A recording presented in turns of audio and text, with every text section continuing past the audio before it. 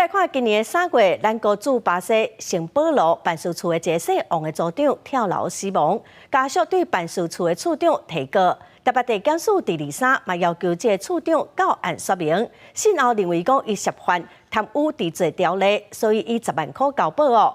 有议员今仔就批评外交部拢无对外解释，要求外交部爱伫24点钟内公开说明。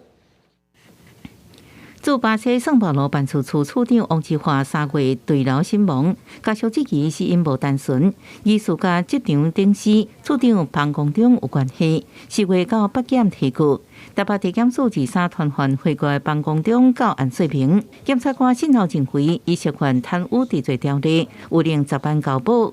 我行我素，什么事情就是拿勿枉勿纵，一直到现在，你驻圣保罗的处长疑涉贪。交保了，我们就偷偷摸摸的，也不要说明。我要求外交部，你今天24小时内说明，并给家属交代。台北市员应晓培提出家属的公开会，要求外交部爱明确说明。王志华回送今年4月时阵才讲，先生生前才讲无愿意凊彩撤销将近40万美金，反而被结案报复。搁互家属生气的是彭公忠，目前依然在职。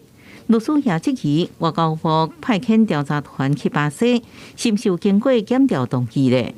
以及这次调查主要的目的，到底是在协助检方的调查，还是增加这个调查的难度？那这个就是家属们想要转达的意思。面对家属诉求，外交部一直到中昼这个进程暂时无对外回应。记者综合报道。